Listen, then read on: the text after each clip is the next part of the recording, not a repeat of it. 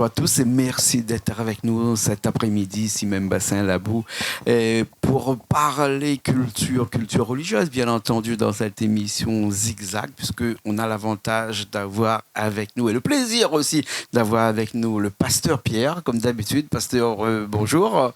Hein? Bonjour, mon frère Jean-Claude. Toujours un plaisir d'être sur ce plateau de télé, de Canal Austral. Voilà. Mais vous êtes habitué, vous connaissez la route. Et puis, Myriam aussi connaît bien la route, Myriam. Hein? Oui, je connais bien la route. Voilà. Je connais le chemin. Voilà, Alexandra aussi. Bonjour, hein? pasteur. Bonjour, Jean-Claude. Merci pour cette opportunité. Merci. On va parler aujourd'hui, dans cette émission-là, des avantages de la langue des anges. Hein? Mais avant, pasteur, est-ce que tu pouvais nous expliquer un petit peu c'est quoi les anges? Très bien. Merci énormément, mon frère Jean-Claude. Les anges, c'est des êtres spirituels. Ce sont des êtres spirituels que nous ne voyons pas, mais qui existent. Les anges, il y a bien sûr les anges des ténèbres, il y a les anges de la lumière. Donc il y a des bons et du mauvais? Il y a les bons et les mauvais. Les anges, ils sont comme des agents de communication, c'est comme des facteurs. Quand j'ai une lettre à communiquer à telle personne, c'est mon ange qui transporte la lettre spirituellement pour aller délivrer. Alors je peux délivrer une lettre pour détruire, comme je peux délivrer une lettre pour bénir. Ça, c'est le travail des anges. D'accord. Hein, mais cette lettre-là, il faut bien mettre un thème dessus. Comment on fait pour passer un message à cette personne qui va faire le lien, on va dire, hein, entre nous sur Terre et Dieu qui est de l'autre côté? Thank you. Vous posez souvent de très très bonnes questions et vous êtes vraiment inspiré du Saint-Esprit. Il faut absolument un timbre pour que l'ange se déplace. Parce que s'il n'y a pas de timbre, un timbre spirituel bien sûr, s'il n'y a pas de timbre, l'ange ne comprendra pas que je dois partir. Parce que l'ange est sous l'ordre de son supérieur. Bien sûr. Voilà. Alors, le timbre, c'est quoi? Quand je suis en train je me mets à prier, le timbre que j'impose pour que l'ange quitte, c'est au nom de Jésus-Christ. Je prie que cette entreprise se remet. Cette entreprise qui est tombée en faillite, je prie au nom de Jésus-Christ que les comptes se remettent en ordre au nom de Jésus-Christ. Et voilà comment l'ange, voilà le timbre pour faire bouger l'ange. D'accord. Hein. Alors, les anges, pasteur Myriam aussi qui est là, les anges, on a dit tout à l'heure avec pasteur Pierre qu'il y a des bons ou des mauvais. Hein? Et comment faire la différence entre les deux? Merci beaucoup, pasteur Pierre, pour l'opportunité. Merci, frère Jean-Claude, de me donner l'occasion de parler. Quand on est un être spirituel, on est habité par le Saint-Esprit, on arrive à faire la différence. Parce qu'on demande à Dieu, et il est dit dans la parole, tout ce que nous ne pouvons pas faire, c'est le Saint-Esprit qui nous aide. Et il vient nous rejoindre dans nos faiblesses, dans nos interrogations, dans nos manquements. Et connaître si c'est l'ange de Dieu ou l'ange de l'autre côté, on demande au Saint-Esprit. Et le Saint-Esprit nous répond. Parce qu'il nous parle. Le Saint-Esprit, c'est Dieu. Et il nous parle. Et on se soumet. Et on écoute la voix de Dieu. D'accord. Alexandra, quand je pense aux anges, des fois, j'ai l'impression qu'il y en a un qui est blanc, l'autre qui est noir. J'ai des couleurs, moi, hein, pour la petite personne que je suis. Hein, mais vraiment, comment bien définir ça si au cas on n'a pas l'âme assez tranquille pour qu'on nous le transmet directement, cette reconnaissance du bon et du mauvais dans l'ange? Tu pourrais être plus clair. Moi, qui n'ai peut-être pas aussi spiritueux que vous, quand je pense à l'ange, hein, comme pasteur Pierre a dit tout à l'heure, il y a du bon et du mauvais. Pour moi, dans ma tête, le bon, il est toujours blanc, le mauvais, il est toujours noir. Mais je suis désolé, mais c'est comme ça que ça arrive dans ma tête à chaque fois. Mais est-ce que toi, pasteur Alexandra, comment tu fais pour reconnaître les deux, le meilleur, le bon, le mauvais? Comme notre pasteur Myriam a dit, ayant le Saint-Esprit, on a le discernement et on connaît l'ange de Dieu et l'ange de l'ennemi. D'accord. On n'a pas... le discernement. Non, on ne peut pas le n'a pas voir. peur, on n'a pas peur de se faire happer par l'ange de le mauvais, hein, alors qu'on est en train de prier le bon. Ça ne peut pas arriver. Quand on a le Saint-Esprit et quand on sert Dieu, on a une protection spéciale. On est déjà entouré des anges de Dieu autour de nous. Oui. Et les anges démoniaques n'ont pas accès. Ah, à part d'accord. si on laisse des portes ouvertes. Mais sinon... On n'a pas accès. Non, on ils est viennent protégé. pas. Ouais, on est protégé. On est Voilà. protégé. Et c'est ces anges-là qui ont pris avec eux, et c'est eux qui vont faire un petit peu comme Marie, par exemple, parce qu'on prie à Marie. Je ne sais pas si chez vous, si on prie Marie, hein, pour intercéder pour nous auprès de Jésus. Thank you. Merci. Voilà un cas typique. Quand Dieu a annoncé la venue de Jésus-Christ, il est passé par Marie, par un ange. L'ange, on l'appelle l'ange Gabriel. Qui est apparu devant Marie. Il dit, tu enfanteras un enfant. Et voici les caractéristiques de cet enfant-là. Alors, la question dont vous venez de poser tout à l'heure, comment reconnaître si l'ange que j'ai, il est blanc ou noir? Il est noir. Non, mais ça c'est moi, mais il n'est peut-être pas noir. L'ange, c'est une bonne question. Il n'est sûrement pas des cornes. Je pense pas. Il n'arrive surtout pas avec les cornes parce qu'ils sont aussi très malins. Ça dépend encore, tout à l'heure on parlait du réseau. Oui. Ça dépend dans quel réseau tu te retrouves pour convoquer l'ange. Parce que chaque réseau a ses anges. Les réseaux négatifs, les réseaux nocturnes, c'est-à-dire diaboliques, ont les anges. Ils ont les anges. Alors, ces anges-là ne sont pas nécessairement habillés en noir, comme on peut penser. Ils viennent aussi bien habillés en blanc. On dit ici un dicton qui dit dents blanc, Cœur noir. Dents blanc, cœur noir. Ah, oui. Voilà. Donc, ces anges, ils arrivent aussi bien habillés en blanc, là, et tu dirais, waouh! Et alors, le Seigneur Jésus-Christ nous a dit, dans le livre de Marc chapitre 16, verset 17, il a dit, voici les signes qui accompagneront ceux qui auront cru à mon nom. Ceux qui auront cru à mon nom, ils parleront. Ils vont délivrer, chasser les démons. Ils vont parler de nouvelles langues. Ils vont ressusciter les morts. Je vais m'appesantir sur la langue des anges dont nous parlons. Oui. Il dit, ils parleront de nouvelles langues. Pourquoi le Seigneur nous a dit que le chrétien affermi, rempli du Saint-Esprit, doit parler en langue? C'est parce que ça a une puissance, Jean-Claude. Si tu me suis et que tu es un chrétien, demande le don de parler en langue. Le parler en langue te permet de comprendre la voix de Dieu audiblement. Le parler en langue te permet de discerner la voix de l'ennemi de la voix de Dieu. Le Seigneur a dit, mon peuple, mes brebis écoutent ma voix et reconnaissent. Donc quand tu parles en langue, la Bible dit, tu parles, c'est des mystères.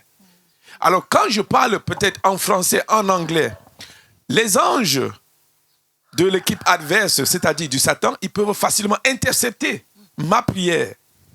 Ils peuvent comprendre que je suis en train de prier pour la réussite de mes enfants à l'école. Et oh non, je suis en train de prier pour que mon fils puisse... Alors, ils peuvent facilement intercepter et rendre ton fils bête.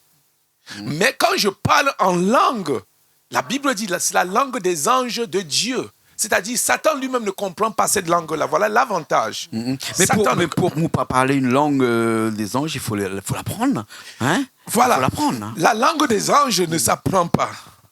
C'est un don que tu reçois de Dieu. Que personne ne te dise qu'il va t'apprendre à parler en langue. Tu reçois l'impactation, tu reçois l'onction. Si tu as reçu le Saint-Esprit, tu as le don de parler en langue. Et quand tu as ce don de parler en langue, ça te permet de faire un bon discernement. Même si tu es un chef d'entreprise, comme mon frère Jean-Claude, tu vas mener de bonnes actions. Tu sauras quelle action va mener à la perte, quelle action va mener au profit. Tu sauras comment employer qui devant un rendez-vous de recrutement. Tu ne vas pas recruter nécessairement celui qui est bien habillé, mais tu vas recruter celui qui a un esprit de Dieu. Amen. Celui qui te sera profitable. Comment tu le sais? En parlant en langue. Quand tu parles en langue, le Saint-Esprit te révèle les mystères de ce monde. D'accord. Mais tout ça, tu parlais de mystère, là, ça me fait rebondir parce que c'est vraiment la question que je voulais poser. Il y a un côté mystique aussi à l'intérieur de tout ça, puisque c'est quelque chose que l'on ne voit pas quand même, hein, mais qu'on croit. Hein, ces anges-là. C'est un petit peu comme une fois, on avait parlé de ce téléphone où il n'y a pas de liaison qui nous relie, il n'y a pas de fil qui nous relie de ce téléphone-là, téléphone de mon ami qui est en France, de l'autre côté là-bas, 11 000 km. Et pourtant, lorsqu'on parle ici, il m'entend de l'autre côté. On ne sait pas comment ça fonctionne, mais on croit. Hein? On croit. Et ça marche. Et ça marche. Ça marche, hein? Là aussi, il y a un côté un peu mystique. D'ailleurs, la Bible dit celui qui croit, à celui qui croit, tout est possible. Tout est possible. Allez-y, voilà. Hein? On parlait tout à l'heure, on disait que est-ce que les avantages de parler la langue des anges ou sinon le mystère de parler de la langue des anges, parce qu'il y a un côté mystique, je reviens à ce côté mystique là, hein? C'est-à-dire que c'est sûr que lorsqu'on parle aux anges, on ne parle qu'avec les anges ici. On n'a pas une communauté où on parle le même langage. En fait, quand on parle aux anges, c'est-à-dire qu'on fait une demande là. Et cette demande-là est toujours individuelle. Cette demande n'est pas... c'est une demande individuelle parce que ce que tu veux changer peut ne pas être ce que l'autre veut changer. Mm-hmm. Mais ça doit être dans le plan de Dieu. Ça doit être dans le plan de Dieu. Quand je parle en langue, par exemple, Jean-Claude, tu peux lire 1 Corinthiens chapitre 14, verset 2, là, s'il te plaît. Quand je parle en langue, Jean-Claude, je dois croire que parce que le christianisme est spirituel. C'est spirituel. Il faut que je croie que la vie, comme là où je suis là, Jean-Claude, je suis entouré des anges. Je suis entouré des anges. Ils m'écoutent. Le temps que je dis, OK, je vais à Canal Austral pour une émission, il y a les anges spécialisés pour Canal Austral. Et c'est pourquoi quand je viens ici, les anges que j'amène ici avec moi ne sont pas les mêmes anges que j'amène le dimanche pour faire le culte. D'accord. Alors, il y a toujours ces anges de révélation. Ce qui fait que un chrétien qui parle en langue, le Seigneur te fait voir, il te fait parfois voir ses anges. Ça, c'est le côté mystère. Il dit, est-ce que tu peux lire, s'il te plaît? Corinthiens. 1 Corinthiens, chapitre 14. Merci, pasteur. Oui. Merci beaucoup. En effet, celui qui parle en langue ne parle pas aux hommes, mais à Dieu. Car personne ne le comprend. Si c'est en esprit qu'il dit des mystères. Voilà. C'est en esprit qu'il dit des mystères. Oui. Ça, c'est la langue des anges. Alors, le parler en langue te permet d'être un chrétien mature. Amen. Un chrétien qui ne tombe pas facilement. Le Seigneur Jésus-Christ est en train de venir pour une église solide. Amen. Aujourd'hui, malheureusement, mon frère Jean-Claude, il y a beaucoup de bébés spirituels dans des églises. Beaucoup qui se laissent offenser, blesser. Moindre chose, mais il ne vient plus. Moindre chose, bonne continuation. Moindre chose, il n'y a pas l'amour dans cette église. C'est parce qu'ils ne parlent pas en langue. Amen. Si tous les chrétiens pouvaient parler en langue, il devait y avoir une force, c'est une puissance. Amen. Il dit, c'est dans l'esprit qu'il dit des mystères. Il n'y a pas, c'est la plus haute dimension de la prière, Jean-Claude. Donc j'exhorte toute personne qui peut en train de nous suivre, de demander le don. Tu n'achètes pas, tu vas pas, ça ne se vend pas, ça se donne gratuitement. D'accord. Le Seigneur dit, avant qu'on ne coupe, lis le verset 1 s'il te plaît, le verset 1 du même chapitre. Recherchez la charité. Oui. Aspirez aussi aux dons spirituels. Voilà. Mais surtout, mais surtout à celui de prophétie. C'est bon là-bas. Il dit recherchez aussi les dons spirituels. C'est un don. Amen. D'accord. Voilà. D'accord. Donc, si j'ai bien compris, quelqu'un m'a dit un jour que chanter était prier 2 fois, mais parler aux anges, c'est prier 10 fois. Oh, thank you very much. Alléluia. Gloire à Dieu. Prier en langue, c'est au-delà de la compréhension humaine. C'est Dieu qui parle à Dieu. Alors, quand je parle en français, je chante, par exemple, je suis en train de chanter, je suis en train de célébrer, je chante en créole, je chante en anglais et tout.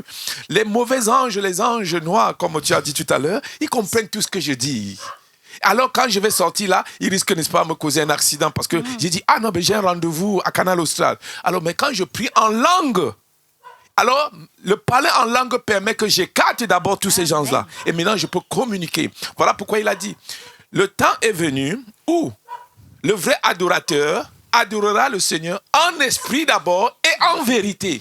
Parlez d'abord en langue pour écarter l'atmosphère Et là, maintenant, tu peux parler. En ce moment-là, ils sont partis. Parce que la langue des anges, c'est comme du feu. Amen.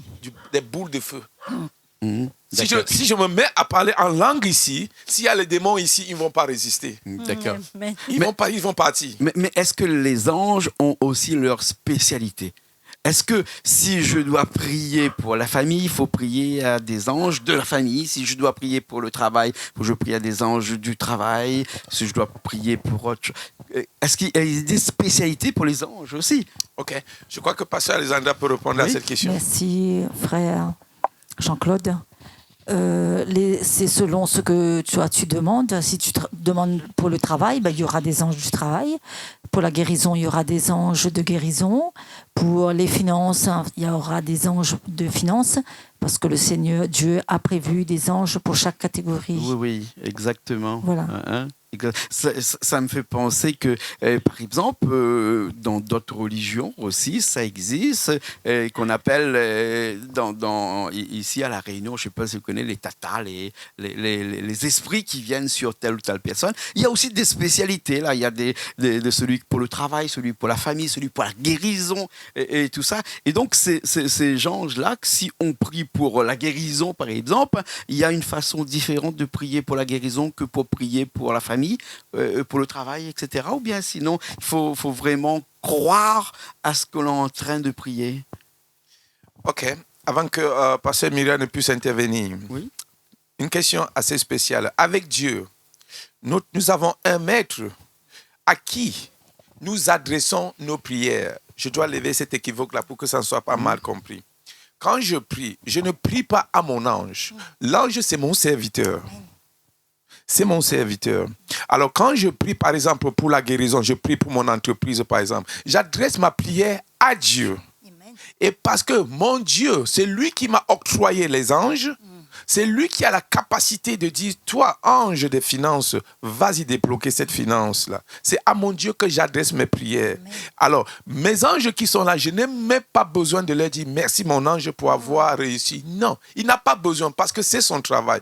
Qui est-ce que je dois remercier? C'est mon Dieu. Amen. C'est lui qui sait quel est l'ange qui est prédestiné, qui a été prédestiné pour la guérison, pour la maladie, pour les finances, et ainsi de suite. Mais quand tu atteins un certain niveau, au niveau du 3e ciel, tu peux voir clairement tes anges.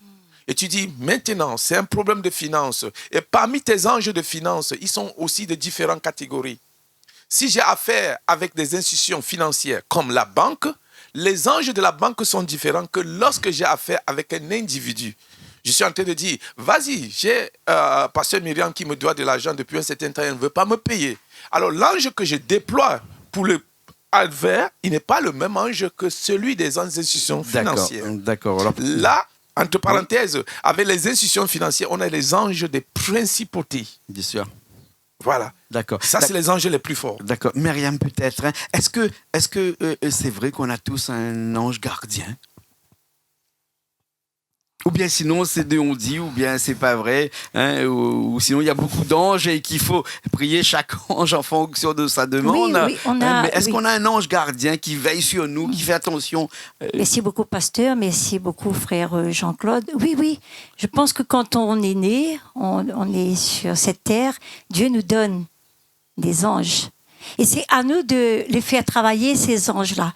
Et plus qu'on va les faire travailler, parce qu'ils ont besoin de travailler. Et nous, plus qu'on va les faire travailler, Dieu va ajouter des anges dans notre, si vous voulez, si tu veux bien comprendre, je sais que tu comprends, ça va rajouter des anges à nous, parce qu'on les fait travailler. Ils ne demandent que ça, les anges, de travailler. Ils sont à notre service. Et nous, on est au-dessus des anges. Et Dieu nous les a mis à notre service. D'accord. Donc il suffit seulement de demander pour avoir, que c'est une des paroles de Jésus, ça, demander Et vous recevrez. Voilà, Ouais, c'est ça. Merci Jean-Claude. La question, chaque personne, voilà encore un autre mystère. Chaque enfant qui naît dans ce monde, à l'hôpital, chez la sage-femme ou n'importe où, quand Jean-Claude, tu es né, il y avait 2 anges à côté. 2 alors? Oui. Ah bon. Écoute, il y avait un ange noir. Chaque personne, voilà. Et l'ange, ça, c'est le mystère spirituel. L'ange noir, c'est-à-dire l'ange satanique, il est là pour pouvoir posséder l'enfant, c'est-à-dire amener l'enfant du côté négatif. Et l'ange de Dieu est de ce côté aussi pour voir. Donc l'enfant grandit avec ces deux anges-là qui sont sur ses deux épaules. C'est un équilibre avec du plus et du moins. Alléluia. Voilà. Et on sait bien que les plus et le moins s'attirent, alors que les moins se repoussent, les plus et le plus se repoussent. Thank you. Hein? Voilà. Donc si l'enfant grandit dans une famille où il y a plus de la spiritualité, alors ils augmentent le pouvoir de cet ange de Dieu. Et l'enfant va grandir avec des tendances spirituelles et chrétiennes. D'accord. Voilà. D'accord. Alors, dans le verset, même chapitre 1 Corinthiens, chapitre 14, verset 14, s'il te plaît. Lis verset 14. Voici la puissance, l'avantage, les bénéfices de parler en langue pour tout chrétien qui se sent faible. Peut-être tu te dis, je n'arrive plus à prier, mes affaires sont tombées, je suis tout le temps malade. Voici le secret de Paul. Pourquoi il a réussi à toutes ses missions. Vas-y, s'il te plaît. Merci beaucoup, pasteur, de me donner l'opportunité de lire la parole de Dieu. Alléluia. Car si je prie en langue, mon esprit est en prière, Oui, mais mon intelligence demeure stérile. oui. Que faire donc? Je prierai par l'esprit, Par l'esprit, mais je prierai aussi avec l'intelligence. voilà. Vas-y. Je chanterai par l'esprit, mais je chanterai aussi avec l'intelligence. Voilà. Vas-y. Autrement, si tu rends grâce par l'esprit, comme celui qui est dans les rangs de l'homme du peuple. Ok, c'est bon là-bas. Voilà, Jean-Claude Pou dit, les grands bénéfices de parler en langue sont incroyables. Ces messages m'est venu à l'esprit pour fortifier le chrétien.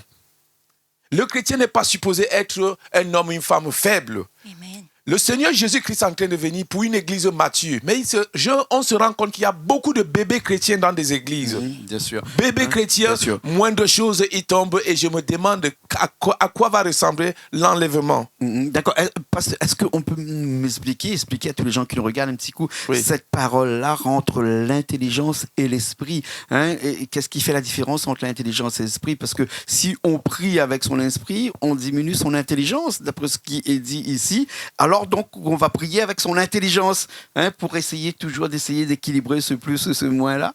Pour essayer d'équilibrer le plus sur le moins. Prier en esprit, prier en langue. Il n'a pas dit il faut diminuer le prier en intelligence. Mais cependant, il faut donner la priorité à l'esprit. Parce que comme j'ai dit tout à l'heure, quand tu pries en esprit, ça permet, ça éclaire l'atmosphère, ça chasse les démons. Alors ton intelligence est maintenant connectée à l'Esprit de Dieu. Et ça te révèle, ton intelligence te révèle les vrais mots que tu dois utiliser pour recevoir ce que tu as besoin. Donc je prie d'abord en esprit et je rends grâce, généralement Jean-Claude, pour prier intelligiblement, je prie en action de grâce, je fais des actions de grâce. Ce que j'ai dit en langue, je dis merci Seigneur pour la guérison de mon fils. Merci pour la maturité de mes leaders, Seigneur. Mais je l'ai d'abord dit en esprit. Parce que si je le dis d'abord en langue, l'ennemi va intercepter. D'accord. J'ai bien compris. Alors, on arrive à la fin de l'émission pour faire une synthèse de ça, pour que les gens qui nous ont regardés tout à l'heure arrivent à mieux comprendre ce mystère, puisque c'est aussi un mystère. Exactement. Un mystère. Exactement. On avait dit que le titre de l'émission s'appelle « Les avantages de parler la langue des anges ». Et le mystère et les avantages, c'est des opposés, hein, et des opposés peut-être qui s'attirent aussi. Hein, et le mystère, qu'est-ce qu'il faudrait? Est-ce que la première chose, c'est vraiment d'y croire? La première chose, c'est croire. Condition sine qua non, tu ne pourras pas parler en langue. Oui. Croire que la parole de notre Seigneur qui a dit dans Marc 16, 17, voici les signes qui accompagneront ceux qui auront cru à mon nom. D'accord. Croire, Jean-Claude, capital. Ce n'est pas quelque chose de la chair. Il faut croire. C'est la foi. Bien sûr. Avant, j'ai une question qui me turbule un petit peu tout à l'heure. Est-ce que cette prière que l'on fait à ces anges-là, c'est toujours, j'ai remarqué, pour demander quelque chose? Mais est-ce qu'on peut aussi parler aux anges sans pouvoir demander quelque chose? Alors, tu peux parler pas nécessairement à tes anges, tu parles au Saint-Esprit. Tu communiques au Oui, Saint-Esprit. Voilà, on communique au Saint-Esprit à travers les anges qui véhiculent le message. Donc, Ok, non, pas à travers les anges. Tu communiques avec le Saint-Esprit. Et le Saint-Esprit, maintenant, c'est lui qui mobilise les anges. ces anges. D'accord. Voilà. La communication ne se fait pas généralement avec les anges. Mais je dis, quand tu arrives au 3e ciel et que tu es un avec le Saint-Esprit, tu peux maintenant dire, ange de délivrance, je t'envoie, je te commissionne d'aller libérer telle personne. Mais ça, c'est maintenant, il faut arriver au moins à un certain degré. D'accord. Voilà. Donc, on peut pas, il nous est pas demandé de communiquer facilement avec les anges, mais d'abord avec le Saint-Esprit, D'accord. qui est l'Esprit de Dieu en nous. D'accord. Hein, les anges. Hein. C'est vrai que parler aux anges, c'est parler un langage. Hein, et ce langage-là, ça ne s'apprend pas d'ailleurs. Hein, on l'a dit. Un langage tout à l'heure. exotérique. C'est un langage que l'on acquit lorsqu'on est. Hein, et donc, c'est à nous aussi de le perfectionner quand même un petit peu aussi, même s'il est en nous. Non, hein, pasteur Myriam, pasteur Alexandra, il faut vraiment le perfectionner quand même un petit peu, non? Même si on sait qu'on sait parler, mais peut-être qu'on fait des fautes d'orthographe. J'aime ça. Dans la parole de Dieu, il dit, celui qui parle en langue s'édifie lui-même. Tu as besoin d'un vrai chrétien, le véritable chrétien. Il est habité par le Saint-Esprit, il parle en langue. Il a besoin de communiquer avec le Saint-Esprit, pas la prière en langue. Et quand il dit, il s'édifie lui-même, il se construit spirituellement, il grandit en spiritualité. Il se construit, il bâtit sa spiritualité avec le parler en langue. D'accord. Donc on parle en langue, on ne cesse de parler en langue. Plus que tu vas prendre l'habitude de parler en langue, à chaque instant tu chercheras à parler en langue. Et tout ce que tu vas faire, tout ce que tu vas penser, dans toutes ces entreprises, quoi que ce soit tu penses, dans tes examens ou quoi que ce soit, tu parles en langue. Et le Saint-Esprit, il est là, il t'écoute. D'accord. Parle en langue. C'est facile, Alexandre, de parler en langue. Amen. Pour vous, c'est facile maintenant. C'est facile, c'est parce que ça a été activé. Oui. Le Saint-Esprit parle et on peut parler différemment. C'est à force de parler en langue et c'est des syllabes qui sortent de notre bouche. C'est pas nous qui inventons, c'est le Saint-Esprit qui fait sortir différemment et c'est à force de faire que le parler se modifie, évolue. D'accord. Très bien. Jean-Claude, merci. La question, oui, et pasteur Myriam et Alexandre ont bien répondu. Le parler en langue, on peut mal prier. La Bible dit, vous priez et vous ne recevez pas parce que vous priez mal. Mais tu ne peux pas mal prier en langue. Tu ne peux pas mal prier en langue. Donc, parce que c'est l'esprit qui prie, parce que l'esprit qui en toi connaît toutes choses. Ton intelligence peut ne pas connaître toutes choses, mais ton esprit connaît. Alors, il dit, prie en esprit et prie en intelligence. Donc, cherchez les fautes d'orthographe dans le parler en langue. Ça n'existe pas. Alors, Ça n'existe pas. je suis désolé de vous poser la question. Non, mais c'est une bonne question. Ça n'existe pas. Jean-Claude, c'est une bonne question parce que tu vas voir dans des églises, il y en a qui disent, ah mais celui-là, la langue qui parle là, la langue qui parle là, ce n'est pas une bonne langue. Non, je vous le dis, mon frère, ma sœur, si tu entres dans une église spirituelle et que quelqu'un parle en langue, il ne faut pas le critiquer. Le diable, ce qui est sûr, c'est qu'une église remplie d'onction, le diable ne peut pas résister. Je sais que le diable parle aussi en langue, une langue imitée. Mais avec nous, du moins, tu ne peux pas arriver dans notre congrégation et résister quand tu as une langue satanique. Ça ne sortira pas. D'accord. Déjà que nos langues sont puissantes et ça va engloutir. Comme le serpent, le bâton de Moïse a englouti les serpents, n'est-ce pas, de Pharaon. Bien sûr. Alléluia. Alors, en tout cas, merci beaucoup. Merci. Maintenant, on sait comment parler la langue des anges. Hein, La langue des anges. Hein, voilà. Et apparemment, c'est facile. Hein, il faut seulement se mettre en bonne condition. Et puis, il y a une posture, non? Parce que je sais que quelquefois, il y a des postures pour parler la langue des anges. Ou bien sinon, à n'importe quel moment. Est-ce qu'il y a une posture pour parler à Jean-Claude? Non. Est-ce qu'il y a une posture pour parler à son Dieu? Je sais que dans certains, il faut être à genoux, il faut se mettre... Non. parler en langue, je peux être en train de marcher et je parle en langue. Oui. Je peux être en train de cuisiner. En tout cas, Jean-Claude, le jour où tu vas inviter Classe Embassy pour cuisiner ici, je crois que tu auras le meilleur des repas. Parce qu'on va cuisiner en parlant en langue. Et c'est le Saint-Esprit qui va préparer. On n'aura pas besoin de dépenser beaucoup des ingrédients, massalés, quoi que ce soit, mais le parler en langue enrichit ta nourriture. Le parler en langue enrichit ton mariage. Le parler en langue te permet de savoir quel chapitre étudier pour confronter ton examen. Le parler en langue chasse l'esprit de peur en toi, bien-aimé. Demande ce don. Apprends à parler en langue. Et tu ne seras plus frustré dans ton église, tu ne seras plus déçu. Ou bien, dis que non, je quitte cette église. Arrêtons de quitter nos églises. Le problème n'est pas l'église, le problème c'est toi. Le problème, c'est pas l'église. Arrête de quitter l'église croyant que l'église du nord, du sud et de l'est est bien. Non. Le Saint-Esprit en toi, il est capable de protéger partout où tu es. Il suffit de connaître la parole de Dieu. Merci Jean-Claude. Merci. Et soyez bénis. Merci, pasteur Pierre. Merci, pasteur Myriam. Alexandra. Merci beaucoup. Frère Jean-Claude. Merci beaucoup. On se retrouve une prochaine fois. Merci. Alors, Avec comme plaisir. d'habitude, sur Canal Austral. Amen. Okay? Allez, Thank you. nous Merci aussi, beaucoup. On va remercier Richard qui était à la technique aujourd'hui. Merci, Nous, on se mon frère retrouve Richard. La semaine prochaine. Allez, au revoir.